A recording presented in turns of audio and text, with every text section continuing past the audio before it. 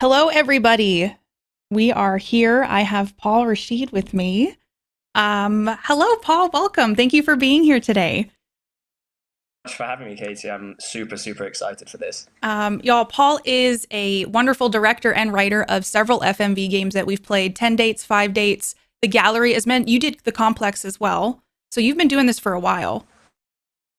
Since 2019 was when I did the complex, and then there's a short one that I did called Death Trap Dungeon: The Golden Room that some people may have played. That's like a little demo thing that's on Steam as well. So yeah, that's a nice. It's like a fantasy thriller kind of thing. So that's really fun. I saw But it's a very short one. I saw footage of that and it looked beautiful. So I'm like, I got to get that and I have to get the gallery played because those are the two I haven't played by you yet. So you also do film as well as I see you did a music video. You've done a lot over the last few years. How long have you been So doing it? I would.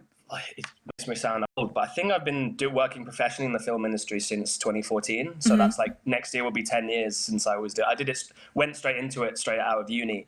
And then I was in linear film for a bit. So I did sort of supernatural thrillers kind of thing. I wrote and had a ground, which was a small little indie teen supernatural thriller, which was loads of fun. Then I did my first film that I directed was called Winterstoke House, which is like a psychological, supernatural, haunted house film. Then I did White Chamber, which was like a sci-fi thriller. And then that was like my last linear traditional film that I did. And then from 2019, I've basically just been exclusively doing interactive films. That's a lot. That's a amazing kind of like body of work just since 2014. Do you have a favorite genre you like to work in? Fantasy, sci-fi, horror, comedy? I mean, it's funny because we're doing 10 dates today, which is like a rom-com. So Yeah. it's like that, obviously I started I think a lot of like people in the indie world, when they're first getting into it, they like to get into thrillers and horror and sci-fi because I think there's a lot of room for creative expression, even on a low budget in those genres. So I think that's kind of a genre people are naturally drawn to at the start of their careers. But I've always been interested in everything. I've always been a big rom-com fan, a big comedy fan, a big, kitchen sink dramas, like every kind of genre. It was just at the beginning my career, I took that path, which was going into sort of genre films, horrors, thrillers, sci-fi. So that was kind of where I, became, cut my teeth and learnt my trade. But then once the opportunity to make a rom-com came up, I was like, yeah, absolutely. So I wouldn't say I have a genre that I especially love. I just want to explore all of them, especially in the interactive format. Yeah. And that makes me wonder what made you want to pursue directing and writing? Was it always a passion of yours? When you were little, were you like, I'm going to be a director? I actually started off wanting to be an actor. Like acting was kind of my first kind of passion in the industry. And then I'm very lucky that my I was born into the industry in the sense that my dad, well, going back, my dad when I was growing up was a cinema operator, so Hmm. he ran cinemas. So when I was growing up, I was watching loads of films for free in the cinema. So I was like falling in love with the form from a very young age. And then he sort of moved into production. So I was always able to shadow him Hmm. and learn about how the work how an actual film production worked, from the behind the scenes to on a set, that kind of stuff. So in a way I was a little bit of a nepo baby, but I was able to it just helped me like understand what I wanted to do and where I wanted to fit into the industry. Hmm. So once I sort of came out after uni, still wanting to be in the industry. I was still wanting to be an actor, but I was then like, actually, I really like the writing side of things and the direction, and I wanted to just kind of explore that a bit more. So, around when I turned about 25, then I realized actually I don't I want to focus solely on the writing and the directing. So I was very fortunate to kind of have the chance to, see the different aspects of the industry close up and personal, and have a little sample of each of them before I was like, actually, this is what I really want to do and where I think I have something really new to say. Yeah. So you got to like kind of do it all and then pick what you wanted to do out of that. That's pretty Yeah, cool. which Yeah. was which was nice. Yeah. So I know you're in FMVs, which is full motion video. If anyone doesn't know what that is, it is a interactive film where you're watching a film and then you get presented with questions as you're playing that honestly can have some very detrimental effects if you choose wrong. It's one of my favorite parts of playing FMVs. But what was your first introduction to FMVs? It was in 2019 when I got approached by John Giwamu of Good Gate Media and Jade Alexander, who was the co-producer on the Complex. Netflix. They'd basically seen my last film, White Chamber, which was traditional linear film that sort of played a few festivals in 2018, and it was on Netflix, and so it was had quite a lot of visibility in that sense. So it was a really good springboard for my career in the sense that other people became aware of my work. So John and Jay just sort of approached me saying, look, we like what you did on that film, which was a small sci-fi thriller, and we've got this sci-fi thriller that we think you'd be really suited to, but it's also interactive. So I was like, okay, obviously Bandersnatch had just come out, so I knew immediately what they were trying to do. I watched the stuff that Wales Interactive had done before. I watched Late Shift. I've always been a casual gamer, so I played Heavy Rain, Until Dawn. So it was kind of and even when I was doing normal films, I was interested in non-linear storytelling, so like alternate realities, fragmented timelines. So my brain was kind of quite used to the idea of non-linear storytelling, interactive, branching narrative kind of thing. So it was diving into something completely new, but I think I was able to wrap my head around it quite quickly because it was a format that I was quite familiar with anyway. I was familiar with the history of FMV that goes back into the 90s and stuff, but I've only realized now how long the history is. But it was choose an adventure books, like those are all I was familiar with it. So from 2019 onwards, I kind of just immersed myself in this format, and I've just been with each project learning something new each time, and hopefully improving. Yeah, I think I saw an interview that said you wish you had made the game Until Dawn, which is another one of those like branching. I love Heavy Rain and any of those kind of games. Like I'm all about those too. Would you ever, just this is my own curiosity, want to work on a motion capture game at all? I absolutely would. I mean, again, it's an area of visual effects that I have no idea about how logistically you go about doing it. Obviously, broadly, I understand, but the actual technicalities of how it and how you would stage and how you would basically direct a scene that was mocap. But it's absolutely something I would love to do because, like you said from that interview, like some of my favorite games in this kind of format of storytelling are Until Dawn and things like Until Dawn, The Quarry, Man and Medan. So that's absolutely something I'd love to try and get into at some point. Yeah, those are really fun. I've always enjoyed those, which is why I think I like these FMVs that you make as well. It's that decision making that has a lot of effect. Like you're part of the storytelling process, which I always appreciate that as a player. One thing I love about your FMVs specifically, and also I watched White Chamber last night, and I was like riveted the entire time. It was great. Oh, thank you so much. Oh, Yeah, thanks for digging that up. yeah, I pulled it up and I was like, I'm gonna watch this, and like I just literally sat there engrossed in it for the whole thing. And I have to say, I love the cinematography and just the way that things are shot. How do you get your vision to come through? Like when you're on the set, what are you pulling from to what you see in your head come out on film? So really good question. I mean, I think the advantage I had with a lot of my projects is being able to work consistently with the same team. So like the cinematographer on the gallery was the same person who he'd worked with me on White Chamber, he worked with me on The Complex, he worked with me on 5 Dates, he was helping the actors kind of shoot themselves. So being able to have consistent relationships, especially when you're shooting something non-linear, because that it is slightly a different language when you're on set and you're shooting and you're having to get through so much stuff all the time. That kind of being able to have the logistical side of creative relationship down and have a shorthand with someone, that helps you kind of because that can take up a lot of the time if you don't have any, like you're building new chemistry with someone kind of thing. But so immediately when you've got that and they're familiar with creatively what I like to how I like to tell my stories and what type of things I need to do. So I think the consistency of being able to work with the same people, and obviously 10 Dates as well, Wales Interactive and Good Gate Media, this is our 4th together, I think. Complex, Death Trap, 5 Dates, 10 Dates, fourth thing together. So right across the board, as much as possible, just keeping the consistency with the same people. So there's always that shorthand. But then I think it's just about being realistic with knowing what the limits are of what you can shoot in the time that you've got and the resources that you've got, as well. you know, I think the thing that people kind of, I think one of the big examples I always think of is, you know, if you're not that experienced in working with under certain restrictions, you know, like the anecdote you always hear is directors who they're in the edit of the film, they've shot the film, and then they have to put a guide score on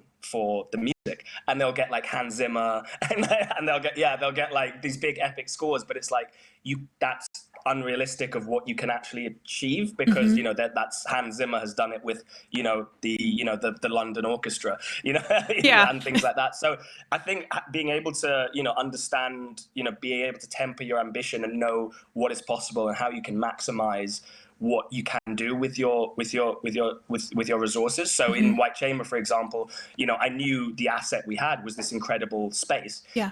Even though it was tiny, it was a really interesting. The floor was really reflective. We had an incredible actor in there, and the walls, even though they were completely blurred, it looked amazing. Even if someone put their face right up against it, it looked really interesting. So just being able to maximize what you have as economically as possible, that's where you can come up with the most creativity when you learn how to really work within your restrictions, if that makes sense. Yeah. So I think that kind of just comes with me being fortunate enough to have made a few of these things. So it just comes with experience. I think that your vision becomes clearer because you can adjust to whatever the restrictions that you're shooting are. Yeah, which I think is a great segue into, you did 5 dates before 10 dates, obviously, which was during the pandemic. And I had read that you sent iPhones and equipment to the actors to kind of set everything up. How was that? How is directing that different than being on a set? It was so different. And I've just talked about how I've had assistant crew, but the thing with 5 dates is that you couldn't have any crew in the room with the actors. The DOP, we had a costume designer, but they could only talk to the actors, and the actors had to do the things all themselves. So they had to set up the phone, they had to light themselves, they had to dress themselves, they had to production and their backdrop, they had to do their own makeup, and then even they had to literally, once the phone got filled up, they had to basically do the DIT, where they offloaded all the files from the camera onto a hard drive, which is, on a film set, that's it's actually quite a crucial. There's a lot of checks and balances that are done, because it's like, if something goes wrong, you've lost a whole card worth of footage, which could be like 3 hours worth of footage. So we put a lot of responsibility on all of them, and they all just, they're in. The more I think back on it, what's absolutely incredible to do the jobs of all of departments, as well as act that delivering such amazing performances and learning their lines and the actual thing that they were mainly hired to do was just absolutely extraordinary. So I was again very blessed to have been working with some really great actors who had the initiative to do all of that for themselves as well. So that was a really interesting thing looking back on it. Yeah. They did a lot more than just act, it sounds like, and no pressure, like transferring 3 hours of footage, hoping it gets where it needs to go. Yeah, that would be stressful. So did your experience on 5 dates change anything for what you did for 10 dates? Obviously, it wasn't remotely filmed anymore, but specifically with how you approach the storylines? It's a really good question. I think we with 10 dates, in any way, we wanted to try and have it building on what was in 5 dates. We wanted it to, we wanted to take everything that people liked about 5 dates, from the characters to the structure to the setup to the mechanics to the games that they played on the second dates. We wanted to take all of that and then try and just make it bigger, expand it. So we doubled the characters. We had a female protagonist, so you're dating men. So obviously that was a thing that immediately doubled the scale of what it was. You're coming into the real world, so we needed to get some cool locations that people could shoot in. Just trying to, and thematically explore new territory and new things, as well as, create an extra level of representation. So it was, I don't think there was anything that we saw on 5 dates that springs to my mind that we were like, ooh, that was a mistake, and we didn't do it on 10 dates. I think it was mainly just taking, because thankfully 5 dates was just really well received. And I think, I'm quite a masochist in the sense that I like to read a lot of reviews, even the negative ones, because Yeah. and I think I've got quite good, because I was just looking when I read the negative reviews of 5 dates, a lot of it I can kind of be like, look, this sounds like someone that I don't think was gonna like it no matter what we did, Yeah. like it's just not their cup of tea. So like I'm quite good at being objective in the sense of when I can pick something that is good, that is constructive Hmm. from something that may appear very negative.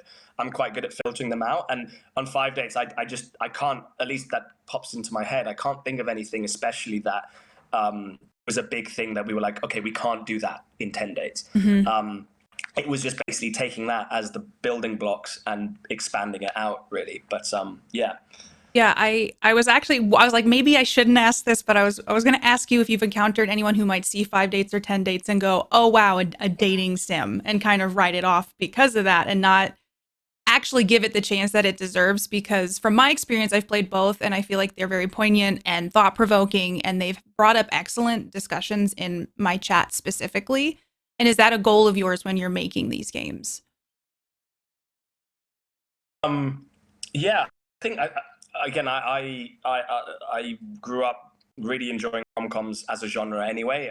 Comedies, romantic dramas, romantic comedies, everything. So, the structure of them was something I wanted to. But also, there's a lot to be gained from reality TV. Mm-hmm. Even like dating shows. I think what was watched a lot before 5 Day. There was a show on Netflix called Dating Around. Mm-hmm. That for me was like, I don't know if you watched it or if anyone in the chat watched it.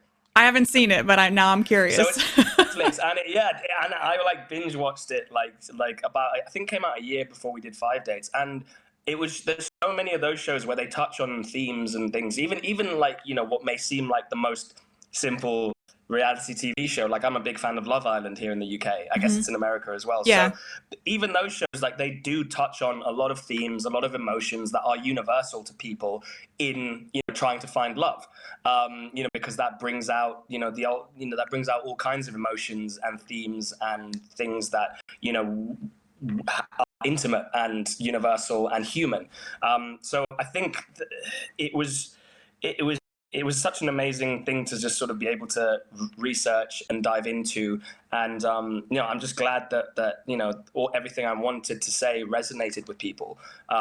Because and like I said, if it doesn't, then that's cool as well. I know it's not. I know when we set out making 5 dates, there was. I think when they were doing the play testing, from what I remember, was attractive were like the amount of people who were surprised at how much they liked it, who were like, they went into it being like, oh, and I read some of the Steam reviews and people are like, I didn't think I was going to like this, but I actually I just couldn't, I just got into it and they like dragged me in, and I'm like, that's cool. Like it's a genre of game that is, is fairly niche. Hmm. And it's never really been done in the FMV space before when we did 5 dates. So that's cool. That's just cool to see, to show people that something is possible. Yeah. Uh, You're brave going into that comment section, but I applaud you for it, because it can get rough I in know. there. Yeah. Yeah. Absolutely. But I don't know. I think I've become, as I said, I've become quite good at, if someone's just trolling or like they clearly just didn't get it Yeah. and they just don't, it's not their thing. It's totally cool. Everyone has their own tastes. But like, I do it because I think sometimes you can get a nugget in there of something someone says. Hmm. If they say something that is like I remember, there's a negative review. I won't say which film which FMV it is, but I read one of them and they said, I struggle to care about some of the characters. And for Mm. me, then I'm like, actually, that's interesting.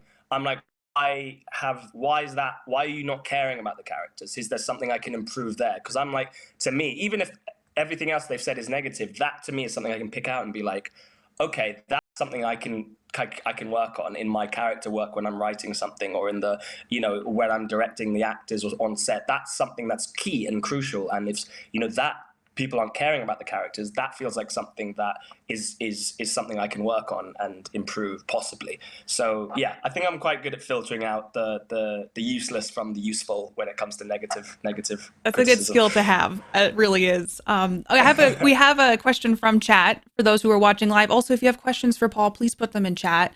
Sales asks, did making FMVs during the lockdown times open up new paths to getting the scenes you want, and how will it influence future projects?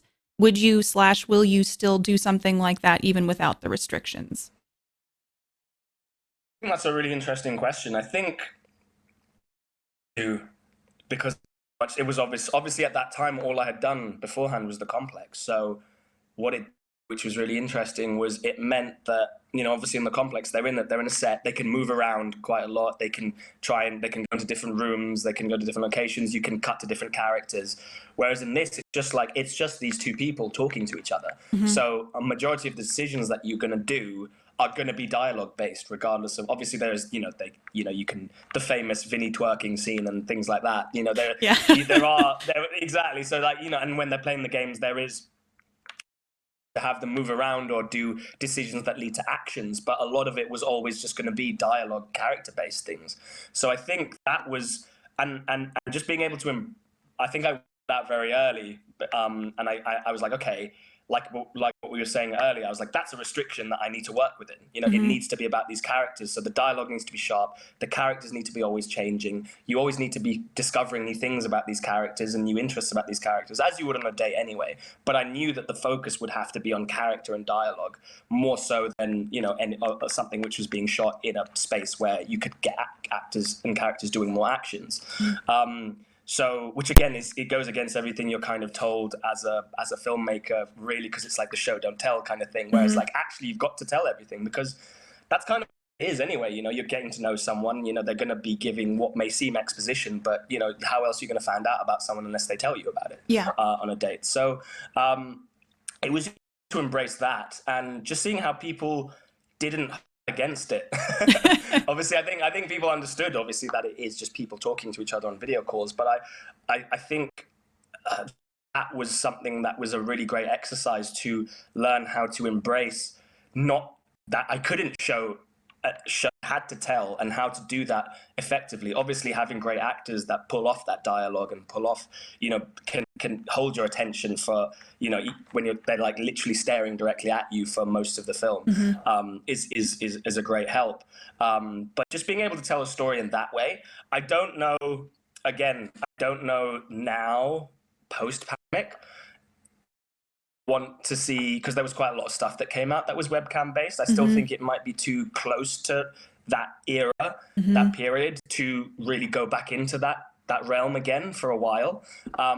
But I mean, who knows? I would, maybe in 5 years or something, we can make another one of these franchises where we're going back, and it is set in the pandemic time, and it is following Callum's dating adventures when he downloaded the app and was video calling people, because in the have elapsed, and it feels like something that's a bit more of a period piece, talking about a certain window of time. But I think at the moment it's a bit too soon to go back into that form of video call storytelling. But again, like I said, it's, if you get the right characters and the right dialogue and the right actors, it's a perfectly brilliant way of telling, of getting a point across. I think I really enjoyed it. I really enjoyed working within those restrictions. Yeah, it was more intimate. Like, I feel like when we were all in Zoom at that point too, so it was just like another way to kind of have some fun during the pandemic. But I would be very curious to see Callum's path at some point. I think a lot of people are. That's one of the things that I did notice, that there's a lot of Callum love, which I'm not surprised by. Callum was great. So I'm curious how you come up with the questions that we as players need to answer. Like, some of them seem really benign at the time. You're like, oh yeah, I like this, but then later on they'll bite us in the butt, essentially. And like coming up with the questions that have so much weight on them, where you're in that decision, you feel the pressure to make the right choice. Is it hard to come up with that kind of dialogue and questioning? I think whenever I set out, no matter what the genre of it is, you always want choices that people have stake on them. Even like they have stakes attached to them, whether it's something like life and death, like the complex or the gallery, to something like 5 dates and 10 dates. I think people will invest in those kinds of decisions, because that's what a date is, right? It's like you're sitting opposite someone who you hopefully are attracted to, and you're constantly processing in your head, okay, is this the right thing to say? Is that the right thing to say? Am I going to give them the ick if I do this? Is this the right movement to do? Is it okay if I do this? So that's like tapping into that, primal thing that, that every single thing on a date is a decision that we've made in our head from a pool of a million options. Most of the time is that's a really good base from which I can work on and be like, okay, that, how can you skew the dialogue into, like, ramping that tension up and that pressure up, and how can I make sure that an audience feels that this decision matters, Mm-hmm. and it feels like what I'm going to say here is going to change something, or it's going to have an immediate effect or an effect further down the line, or I'm going to look silly, or they're going to like it, or I don't know, is it a gamble if I say this or not, kind of thing. Yeah. Which I definitely feel like there's times I've like, oh, this isn't an important thing to answer. And then later on, I've been like, oh, that definitely was something I should have been paying more attention to. I'm curious how long it takes from like when you conceptualize a game like 10 Dates and you go through from start to finish, how long it takes to make a FMV game essentially. Question is, it's not really in my hands. It's however long I'm given. Yeah. Katie. Like, I mean, 5 dates was a bit mad because it happened quickly.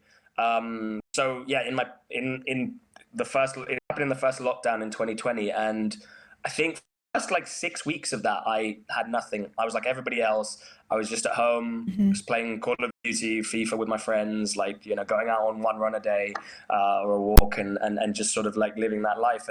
And luckily, after that 6 weeks, I was getting really restless and, missing work and that kind of stuff. And luckily, John Guarmu from Goodgate kind of rang me up, and I guess was feeling the same way, and was like, "Do you want to make something?" Yeah. And I was like, yeah, please, man. I'd love to. And then he was sort of, do you have any concepts that could be done as video calls? Because, starting to make stuff remotely, whether that be webcam based, or, I know there was also things that people were shipping camera gear to people, and they were shooting stuff within their homes and stuff. So he, and I was like, okay, I had an idea idea that I never really told anybody about, but I wanted to make a dating rom-com anyway. That would have been in the real world. So Mm-hmm. basically, how we ended up making 10 Dates. I always kind of wanted to make that off the complex, but the opportunity to pitch it never arose until John rang me up and was like, "Look, do you have an idea?" And I said, "Okay, I've been seeing that all the dating apps have been enabling video calling, Mm-hmm. so people could still date while in lockdown, and we're having these video calls, which was like a really interesting dynamic." And I just watched YouTube videos of people doing them, and I had some friends who'd done them, and I asked them what they were like and things like that. So I did a bit of research, and I was like, I think this could work. I really think it could translate from that idea I wanted to shoot in real life to Mm-hmm. it could be exactly the same, just on. So he was like, "Cool, let's do it. Let's get it done as quickly as possible." So I wrote the first draft of 5 Dates, I think, in 2 weeks. 2 weeks, like with all the branching dialogue and Yeah. But I'd had like six weeks of like recharging all my batteries, so I was like raring to go. So I yeah. was like, as soon as I got the opportunity, I just like hunkered down, wrote straight, like absolutely like blitzed through it. Like all that creative energy was like just came out. Mm-hmm. So yeah, we got this, we did, and then we got the crew involved. We started casting remotely, which was great. Because I think when I was doing the casting on it, you auditioning them and they're on a video call with you, so it's like you're basically seeing them. Because usually when you're auditioning, they're just coming to a random room and you're filming them and they're in their own clothes. But this audition was effectively what we would actually get in the actual 5 Dates, because they were within their home, they were on their webcam, Mm-hmm. and so it was a really authentic audition process. And we saw so many amazing actors, so that happened really quickly, and then we shot it in like 10 days, I think. That's amazing to me because I was like, this stuff has probably to be months, months and months and months. I think 5 Dates was a blitz. It was like May 2020, and then it came out in November 2020. So Mm-hmm. that was, I don't know, that's like 5 months, 6 months, Yeah. 6 months. Yeah, 6 months. So that was a really quick one. 10 Dates wasn't too much longer. I think I started writing it in October 2021, and we shot it in March 22, and and then it didn't release until Valentine's Day this year, but it was ready. It was ready at the end of summer, around Mm-hmm. August time. So yeah, you're looking at between, again, I think 5 Dates was a bit of an extreme example, but I guess the way I've been working is looking at 8 months, Yeah. eight to 9 months. That's Um, still a to long time. That's a lot to pour into a project. And I think it's important to remember, like, it's when the game comes out, there's so much behind the scenes that goes into it, and it's not just, oh, here it is. We didn't just slap it together. There's a lot of thought and effort that goes into it. Absolutely. And I am curious, are there any characters specifically, like thinking about 10 dates, you got a whole cast of characters. Are any of them inspired by real life people you have met or no? Well, I mean, I always get asked this question. I think starts is I always work out what I want to say with a character. Like what I want them to embody, what I want them to represent.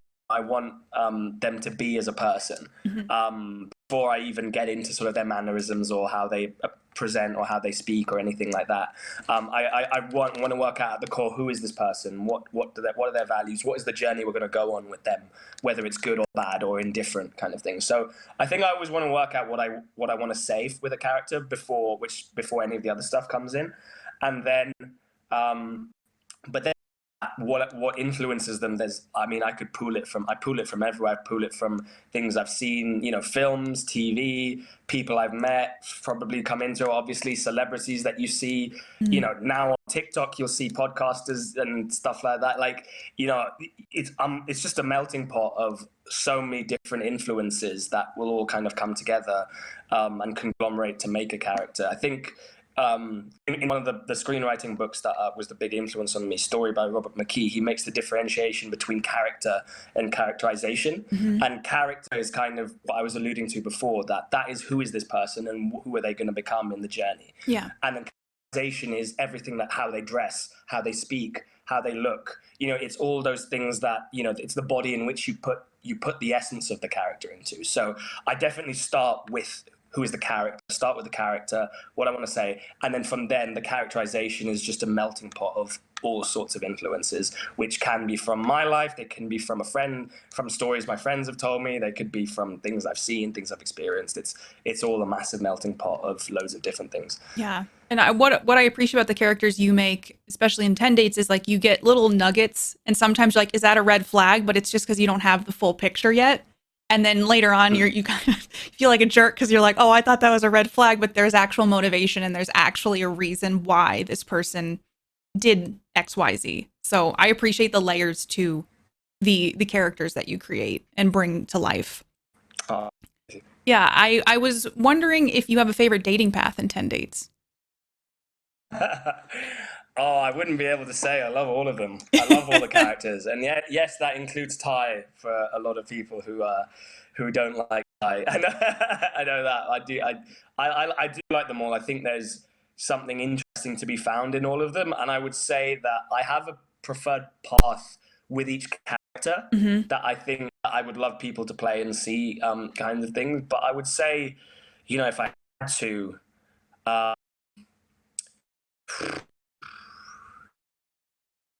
I mean, I do enjoy Bash. I think Bash's journey and his arc is a really interesting one, and touches on themes. And being from the UK, the Bash is quite synonymous with a certain culture of British boys. So I think there's something very culturally specific that resonates with locally for me with Bash.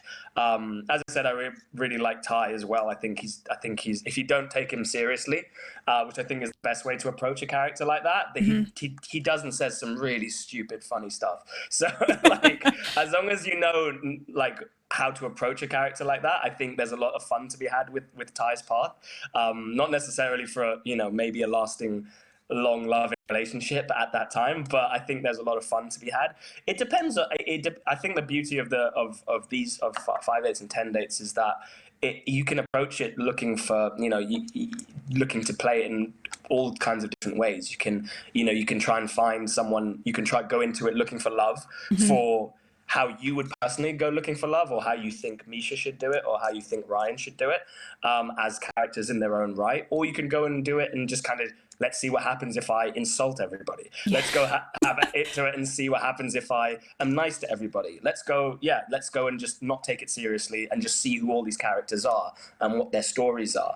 So I don't think there's a right answer of how you experience or play these things. I think it's totally subjective, and I encourage people to kind of just try and play it with various different mindsets in mind and just kind of see what you can tease out of the story in that way. Because if you go into it being like, okay, I'm going to go in, I'm going to play it with my preferences Mhm. of what I look for in a partner, you're probably going to play it once and then kind of be like, okay, I found the person I liked. Yeah. You know, but then but maybe try and explore someone else, or see maybe someone else is better suited to Misha, or you just want to see what it's like dating someone who's the complete opposite of what you're interested in. Yeah. So yeah, that's what I would say about it. Yeah. The replayability of these games are so fun because you can literally, how many endings are there to 10 dates? Do you know off the top of your head? Oh, I don't know off the top of my head. There's I a lot. think like, yeah, because each character has like, they have a good ending, they have a neutral ending, they have a bad ending, and then they have like early endings. Mhm. Yeah, if you can tank it early or things like that. So You just botch it from the get-go. I do have a question from chat from Barry who's asked, glad you got to do a cameo on 10 dates and would you do another one in the future? I'm always looking to do videos in all of them. I mean, sometimes it's more by necessity than sort of creative choice. So Mhm. like, yeah, I mean, the 10 days one was full on. Like that was me there behind working as a bartender, chatting up Brandy, trying to chat up Brandy. So that was a full on one. But I like in the complex, I'm the voice of the lab. So every time you hear I a didn't know voice, that. yeah, Yeah. that's me. Same in the gallery, my voice is in there somewhere. 5 dates, my voice is in there as well. Actually, I'm Maya's roommate who shouts, who's like, "Oh, They're like Maya's like, Easter yeah, eggs, kind of. yeah." Yeah. So I think I'm in all of them in some way. But the 10 dates was the first time I was in it as myself as a person, FMV, so to speak. So I don't know if I want to do that very often, but Mhm. definitely like my voice or something will feature in there somewhere. Yeah. You're making your own cinematic universe with like the Stan Lee, like I the realized is cameos. technically they could all be the same person Yeah. if they are. If it's a shared universe. There's no reason to say that my character was not Maya's roommate, then worked as a bartender to shut up Randy, and then in the dystopian future of the complex became, you know, a voice actor for the lab. You know, there's Mhm. nothing to say that this is not the same person, Yeah. just kind of across I like them. that. So I think we should make that a thing. Uh, you've gotten the opportunity to work with a lot of incredible actors and actresses over the years, and does that ever feel surreal to you to get to work with some of these people? yeah, and fun enough, since you've just watched White Chamber, getting all of the actors in there, Yes, but especially for me, Oded Fur, I was geeking out about that myself. was like so. I mean, for me, The Mummy is like top five Me films too. of all time. For me, It's my it's comfort like film. Like it's my yeah, favorite film. exactly. Yeah. Like it is definitely one of the, and I would say it's like I'd go as far as saying it's one of the films that made me love with film because it was like it such a it ticks everybody. It's like exciting, it's scary, it's funny. It Mhm. just makes you feel all these emotions. It's what like every like the most incredible adventure film that you could find, and it just had such an impact on me. So to actually get the chance to work with Oded, and again by that same Shauna Yeah. McDonald. I mean, the Mummy I watched when I was younger, so it kind of had a more seminal, profound experience for me at a young age. But The Mhm. Descent, again, was such an, you know, yourself as a horror fan, you know, The Yeah. Descent is one of the greatest, you know, horror films of the last 30, 40 years. So again, that and something I watched in my teenage years that, you know, really made me fall in love with the genre as well. So getting to work with both of them, but definitely working with Oded, and like I kept the fanboy within me Yeah. like until we got through the shoot, and then like on the final day of wrap, I had like a couple of glasses of champagne. I was like, "Oh, Dad, I just need to tell you, man. Like, it's like crazy that I'm working with you." Yeah. So that was awesome. But again, you know, the gallery, Anna Popplewell from Narnia and Rain, that Mhm. was amazing. She's someone I've had so much respect for over the years. George Blagden as well from Vikings and Versailles, that he was in the gallery as well. 5 dates, 10 dates. You know, there are so many actors in there whose work I've been familiar with, like Mandip Gill. You know, Sinead Harnett's music. She played Paige in. I was familiar with her music, and you know, lots of my friends love her music. So, that you know, it is amazing when you kind of get to work with someone whose work you've like really engaged with, especially when I was younger, Mhm. and you know, I wasn't working professionally or even an adult in the industry. So, and you kind of watched them as in awe, and then getting to actually work with them, it's always quite surreal and fun. So yeah, there's always a fanboy inside me, who's rare to come out whenever possible. Yeah. I just think it's incredible the amount of people you've worked with, and yeah, specifically watching White Chamber last night, I was like, this would have been really, really cool to get to work with these people. Are there any actors or actresses you hope to work with in the future? The list is huge. But I guess the one actor I always cite whose work I've always been a fan of is Jake Gyllenhaal. I'm a really, really big fan of his work and diversity of work that he does across all sorts of different genres. Like, he's done from blockbuster thrillers to, kitchen sink dramas to rom-coms to horrors to, he's done it, and he always brings his A game. And so I think just having someone who's so chameleonic like that, I think would really suit an FMV. Being able to kind of modulate and go, explore all these different emotional paths and sides of a character. I feel like, just as someone whose work I really admire, he would be great. But also I think as someone whose work and their style suits this format, I think he's always the name that pops into my head when I think of someone. Yeah. So in a similar vein, is there like a dream project that you would like to manifest at some point? Oh my God. Like a proper Until Dawn style horror, like in a really amazing remote location, just like the setup of Until Dawn. Maybe more supernatural leaning than Until Dawn was. I know that was more of a creature feature kind of thing. Yeah. Slash feature kind of thing. Maybe something more in like the Conjuring universe, kind of supernatural side of things. Yeah. That would be something I'd love to do. Or just like a really big bells and whistles rom-com, like a wedding wedding setup or something like that, on like in Malta or somewhere, or Ibiza or something, which is just like chaos with lots of parties and stuff, where you've got like lots of choice and lots of fun kind of things happening. So those would be the two I would say I would like to try and do one day. Yeah. Well, I'd like both of those, so I'm going to put that out into the universe. I guess just a couple more things, because I know I could talk to you for like hours, I think, and just ask you a bunch of questions. I also know you directed a music video, which I watched, and it's by Ritter, right? I hope I'm saying it right. Yes. In the song Hero. Yes, yeah. And I really liked, because I know you weaved metaphors of codependency and how that can affect relationships into that. And I'm a big fan of metaphors, commentary, allegories weaved into the stories that I consume. Is that something that you make a point of when you're creating content, that you want to layer things and philosophical things into what you're making? First and foremost, thank you. I think you're the first person who's ever interviewed me who's asked me and what's the music video. It's a great video. I was like White Chamber. I was just like riveted from the get-go. Oh no, thank you, Katie. But yeah, absolutely. I feel like it's something, as I get older as a person, I'm 30 now. So, as I was going through the journey and when I started this journey, I was 21. So, as you're growing as a person and your interests change and, you have more life experiences and things like that, obviously, themes and things are going to come in and out of your life that you become more interested in, or, and your taste is going to change. So I think I'm always going through, looking, trying to learn and educate myself about different things that may interest me, that I want to just kind of go down a rabbit hole and learn more about, and then see how I can interweave that, if that would be a fit into a story that I'm trying to tell. So I think, yeah, absolutely. I'm always trying. As much as I do love, I'm a very plot-based person when I write and when I tell stories, but I always think that, with an ever-evolving plot, there's so much opportunity to say more than just, this is what's happening, this is what you're seeing.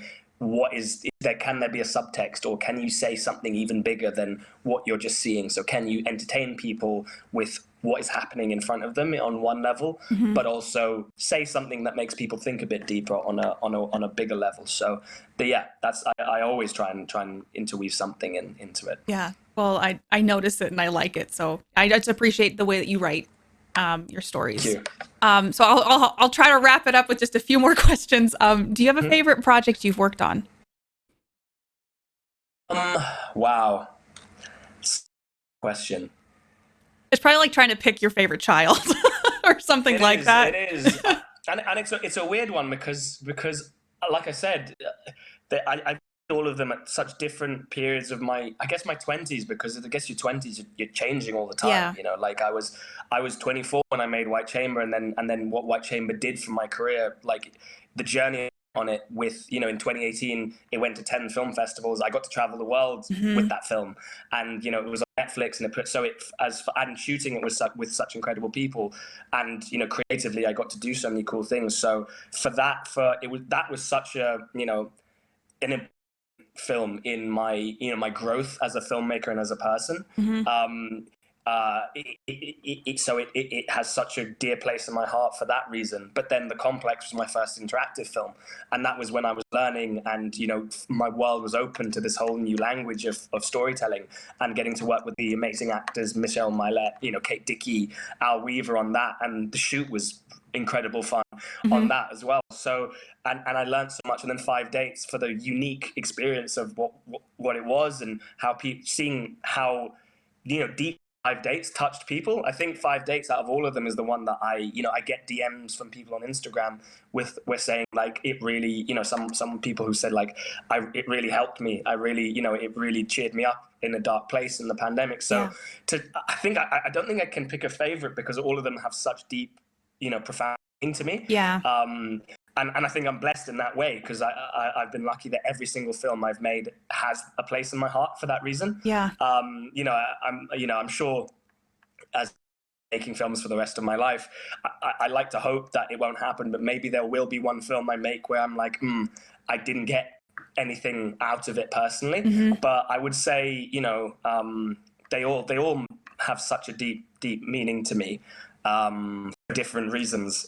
So I couldn't pick a favorite. If you asked me a context of like, which was your favorite for this reason, or which was your favorite for that, I could answer it, but Yeah. I don't think I could say like there's one that rules them all. one that rules them all. Yeah, one film that rules them all. Yeah. I think it's more special though that they're like, each project has like a part of your heart. It's not, you know, like, oh, this one definitely overshadowed everything else. So it shows that everything hopefully has a special moment for you, which I think is honestly amazing to have that versus just one thing. So I guess one of the last questions I have is, what do you hope is the main takeaway people will have when they watch any of your content, whether it be a movie or an interactive film? And what mark do you hope to not only leave in film and entertainment, but in people's lives? That's a good question.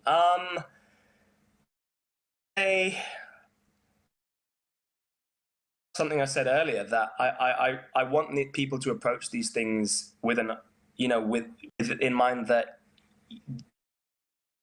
the right way to experience an interactive story is however you want to experience it. Mm-hmm. I don't want, I wouldn't want people being like, we've got to go in and we did it wrong, we played it wrong, we viewed it wrong.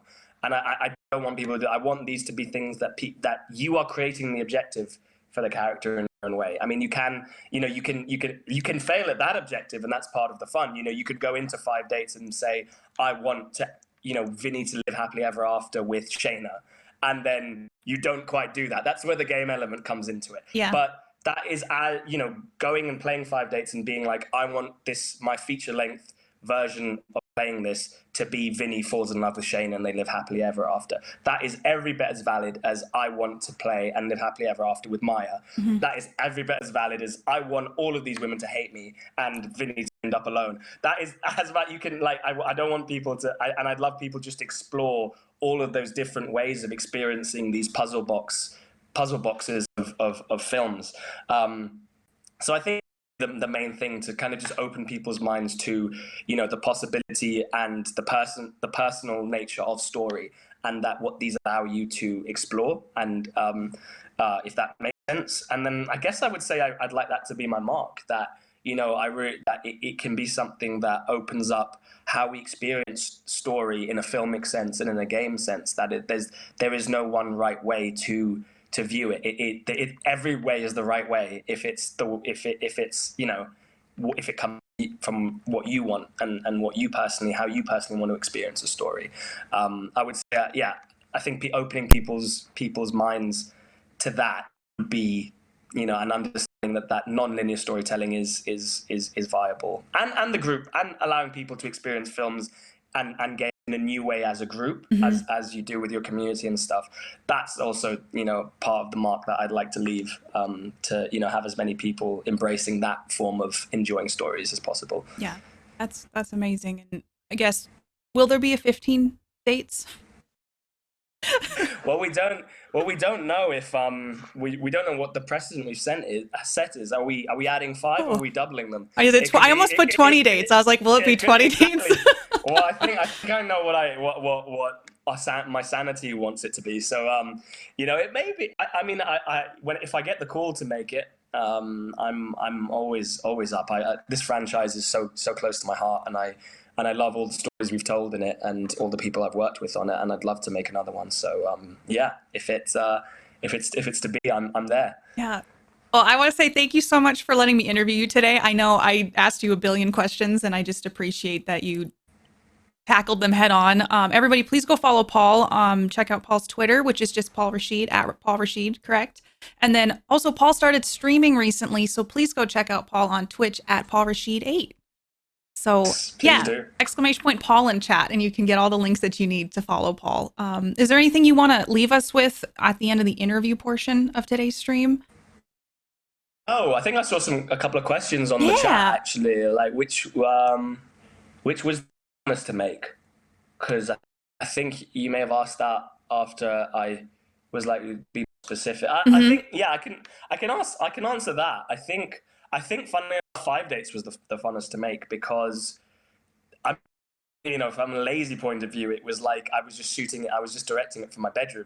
And you're like, that's usually on set it's quite draining film shoots, because you get up early, you travel, it's quite physically taxing, and then you don't get much chance to afterwards. So just from a health point of view, it was just a really healthy, positive way to make a film. And we were maximizing our time, because literally all it was is we woke up, we sat, everyone logged on at exactly bang on time. Literally the actors just fixed their stuff because they left it all there overnight. They had also got a good night's sleep in their own homes, made their coffees, had their comforts there. And, we were shooting within like 10 minutes of arriving on set, which never happens in real life. Usually there's like setup time, you've got the cameras, you've got all the crew, you've got the actors need to go through hair and makeup and stuff like that. Whereas, for the efficiency of it, which allowed us just to explore the characters and have fun with them. Obviously there was a lot of stuff we needed to get through, but I think looking back on it, I think that was a really creatively fulfilling shoot. So I would say, funnily enough, 5 dates was possibly the shoot I had the most fun on. That's awesome. And there's another question. Nerdly asked, do you consider yourself a filmmaker or game developer? And I think I know how you might answer that, but I'm very curious. Well, I do like to say both. I would say, obviously, I still think my main skill set and expertise is very much in filmmaking.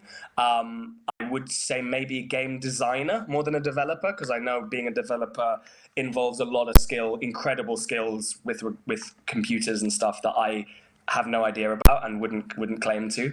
So I would say, if I was going to say anything, I would be filmmaker first, and followed by game designer, maybe. Probably be what I would say. I think I tick both of those boxes. Yeah. Well, I just appreciate you doing this, and then being willing to also do some commentary as we dive into the game.